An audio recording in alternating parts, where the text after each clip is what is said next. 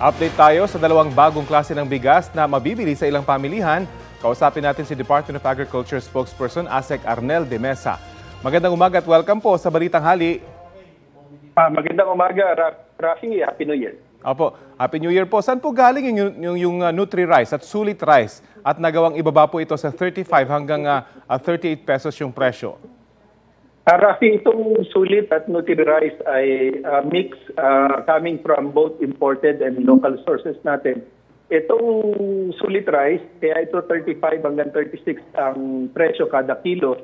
Ito ay 100% broken, kaya mas pwedeng itinda na mas mura kumpara doon sa regular well-milled natin na normally 25% broken lamang. Ito namang Nutri-Rice, ito ay one-pass meal ng bigas. In between well-milled at brown rice ito, nandito pa yung mga fibrous materials saka mga vitamins and minerals. Kaya actually mas mataas ang milling efficiency nito. Kaya pwedeng ibenta hanggang 37 at 38 pesos. Yan. Opo, sinabi niyo po mix ito. Sino pong gumagawa nito bago ilabas sa merkado? Ang pinaka-distributor natin dito ay ang Food Terminal Incorporated or STI natin. Again, coming from both local at imported sources. Opo. Reklamo po ng ilan, pahirapan daw yung paghahanap ng murang klase ng bigas. Paano niyo po ito planong tugunan? Sa ngayon, dito sa Metro Manila, nasa 24 locations na tayo na pamilihan, ibig sabihin mga public markets at saka 4 na train stations. At plano natin ay lahat halos na Metro Manila markets ay magkaroon na rin tayo ng kadiwa ng Pangulo. Doon naman sa kadiwa ng Pangulo Centers, nasa 170 tayo before the year ends. At by March, April, nasa 300 yan. Before we reach 1,500 na total before the end ng 2028. At yun nga, plano natin marating yung ibang lugar ng ating bansa nitong kadiwa ng Pangulo natin. Paano nyo po ipaprioritize yung mga lugar na unang lalagyan ng mga kadiwa centers? Depende ho ba sa kanilang estado? Yung ating T29 tuloy-tuloy naman na nag-o-offer ng 29 pesos para sa mga vulnerable sector. Pero itong kadiwa, again, inuna natin ng Metro Manila. Susunod na rito yung mga nakapalibot kagaya ng Region 3, Region 4A at susunod na yung sa ibang lugar kagaya ng Visayas at Mindanao. So, tinitingnan kasi palagi natin paano magiging maayos para pagdating sa ibang lugar. Less na lang yung ating problema. Opo. Sabi po ni Secretary Chu Laurel, plano raw na alisin yung brand label sa mga imported na bigas. Ano po magiging intensyon nito?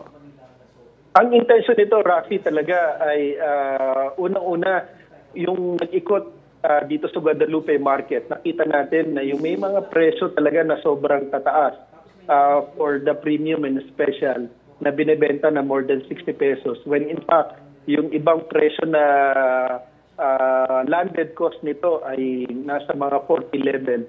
So, upon consultation sa mga industry players, dapat nasa 6 to 8 pesos lamang ang ipapatong hanggang sa retail na yon. So, medyo mataas yan. Kaya dapat ay pinag-aaralan yan mabuti ngayon kung ano yung appropriate na hakbangin para talagang alisin yung mga premium at special na tatak at ibangga doon sa categorization ng 5%, 15% o 25% broken at makita na itong talagang ganitong klase ng bigas. Dapat ganito lamang yung presyo sa mga family. So Asek, ang sinasabi niyo po, marketing lamang yung paglalagay nila ng label. At ano pong reaction dito ng mga importer ng bigas?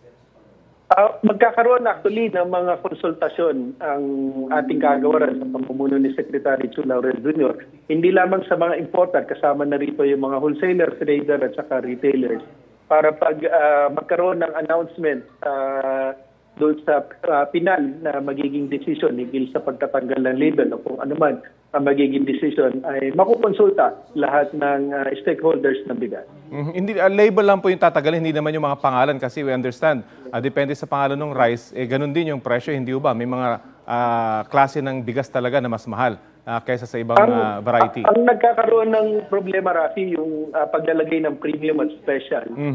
Doon nagkakaroon ng issue. Pwede ilagay pa rin yung label.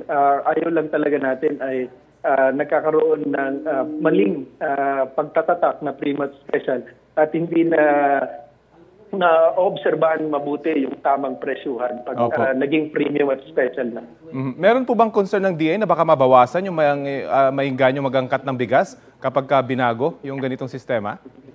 Kaya Rafi, magkakaroon ng konsultasyon kasama ang importer din, mga trader, at lahat ng involved dito bago magkaroon ng mga decision.